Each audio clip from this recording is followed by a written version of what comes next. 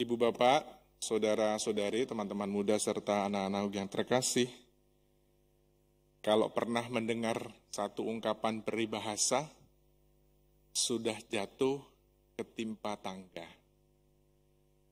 Jadi dalam situasi yang terpuruk, susah, sulit, lalu ketimpa tangga, berarti ketimpa kesulitan lagi, penderitaan lagi, dan seterusnya. Ungkapan ini rasanya cocok dengan apa yang kita tadi dengarkan, terutama dalam bacaan pertama. Hari ini dan besok kita akan mendengarkan kisah dari kitab Rut. Kisahnya bagus sekali, dan bacaannya juga tidak terlalu panjang, babnya juga tidak terlalu panjang. Nanti Bapak Ibu dan teman-teman yang ada di rumah juga bisa mengulang, membaca kembali pelan-pelan cerita dari Rut ini. Kita lihat pengalaman Naomi bersama suaminya Elimelek.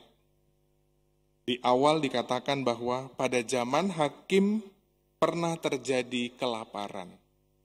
Jadi di awal peristiwanya saja sudah dimulai dengan peristiwa penderitaan. Akhirnya mereka mengungsi ke Moab. Kita tahu bahwa suku Israel dengan suku Moab itu nggak cocok. Tetapi mau tidak mau, mereka dalam situasi kelaparan, mereka harus pergi migrasi ke Moab.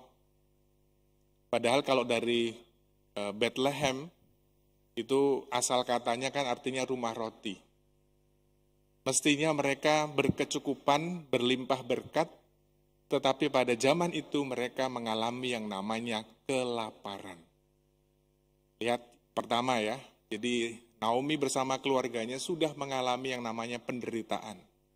Mereka mengungsi ke Moab, migrasi ke sana, bukan hanya sehari dua hari, bertahun-tahun, dikatakan di sini 10 tahun. Bersama kedua anaknya Mahlon dan Kileon, lalu mereka akhirnya mengambil seorang putri suku Moab, mereka menikah, tetapi tidak lama dari peristiwa itu dikatakan bahwa kedua putranya juga meninggal. Jadi begitu mengungsi ke Moab, pertama terjadi kelaparan, kedua suaminya meninggal terlebih dahulu, Elimelek.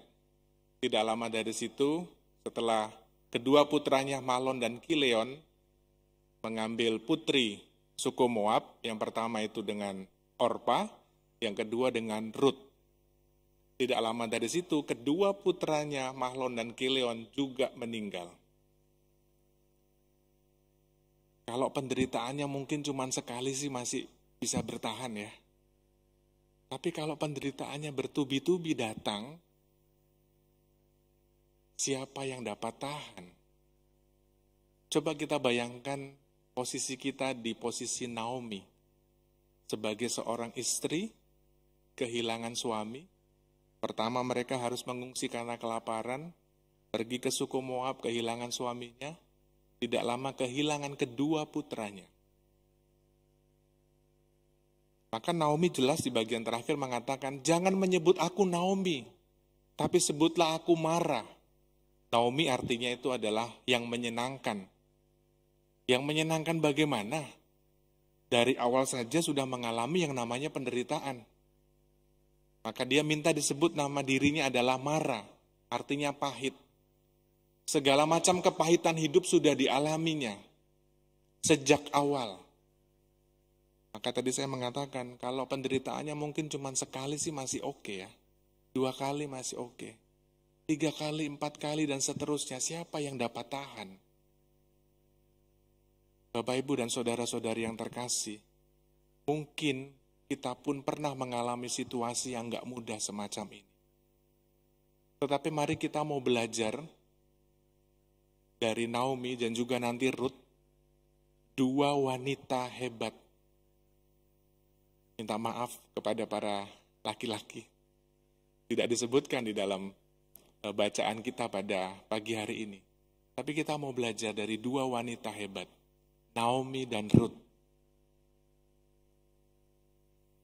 Di pertengahan jalan ketika sudah mau kembali lagi ke Bethlehem, dua menantunya mau ikut, Orpa dan Rut. Tetapi akhirnya Orpa meminta diri pulang ke suku Moab. Karena memang disuruh oleh mertuanya Naomi, silahkan pulang.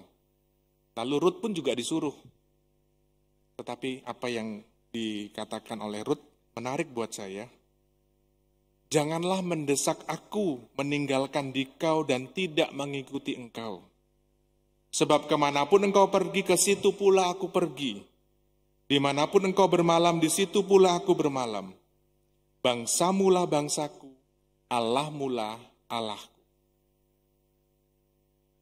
Keimanan Naomi berpegang teguh pada pengharapan akan Tuhan, itu yang menjadi inspirasi buat Rut untuk senantiasa mengikuti Naomi. Meskipun Naomi juga mengalami sedikit guncangan sebagai seorang manusia, lalu dia mengatakan, jangan menyebut aku Naomi, sebutlah aku Mara. Karena tidak ada satu kisah pun dalam hidupku yang menyenangkan. Semuanya isinya penderitaan. Bapak, Ibu, dan saudara-saudari yang terkasih, ketika kita mengalami situasi yang tidak mudah, penderitaan, kesulitan, pandemi, kesakitan, apapun situasinya, teruslah berpegang pada pengharapan akan Tuhan. Naomi memberikan inspirasi buat kita, tetap teguh sampai kembali lagi ke Bethlehem. Cukup lama, tetapi keteguhan dan pengharapan akan Tuhan itulah yang memampukan Naomi terus bertahan. Dan kita juga belajar dari Rut soal kesetiaan, ketaatan, dan kerendahan hatinya. Suku Moab bisa ikut ke suku Israel.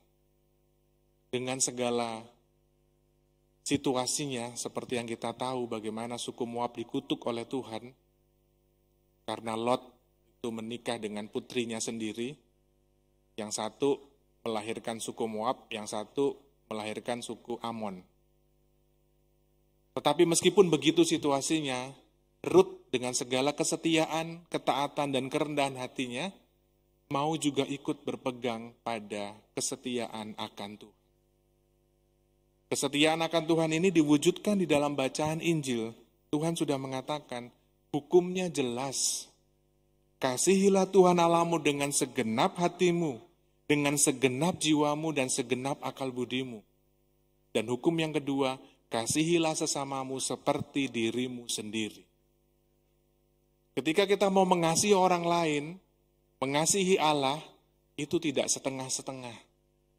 Atau berdasarkan kalau saya lagi mood, saya mengasihi. Kalau lagi nggak mood, saya nggak mengasihi, Romo. Mengasihi dengan totalitas. Apapun situasi kita, kalau lagi menguntungkan saya mengasihi, Romo. Kalau pas lagi merugi, atau lagi dalam situasi sulit, oh minta maaf, Romo. Lihat, kita belajar dari pengalaman Naomi dan juga pengalaman Rut, inspirasi yang diberikan, terus berpegang pada pengharapan Tuhan, senantiasa setia, taat, dan rendah hati. Santo Bernardus, tadi yang sudah kita dengarkan kisahnya, juga mengalami tepaan ombak yang tidak mudah pada zamannya, kekristenan barat. Semuanya itu dalam situasi yang nggak mudah.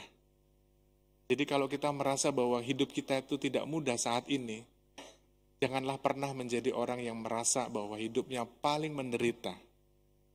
Ada banyak pengalaman-pengalaman orang kudus yang dipakai Tuhan dalam penderitaannya, tetapi karena berpegang teguh pada pengharapan akan Tuhan, setia, taat, dan rendah hati, dia akhirnya menjadi orang kudus.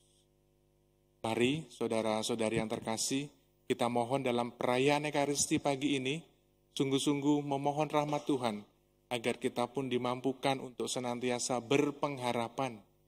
Kendati situasinya tidak mudah, penderitaan, kesulitan, tantangan, apapun, ombak badai dalam bahtera rumah tangga, bertahan. Bawa dalam doa, terus tetap setia di dalam jalan Tuhan, taat dan rendah hati. Tuhan yang Maha Baik, tak mudah bagi kami dalam mengalami kesulitan-kesulitan, aneka tantangan dalam hidup kami. Terkadang kami merasa lelah, tak mampu, dan bahkan putus asa. Bantulah kami ya Tuhan, untuk senantiasa Engkau beri sedikit api pengharapan, dan itulah cukup bagi kami. Semoga dalam situasi penderitaan, kesulitan, kami pun terus berharap kepadamu, setia, taat, dan rendah hati. Dimuliakanlah namamu Tuhan, kini dan sepanjang segala masa. Amin. Mari kita lanjutkan dengan persembahan.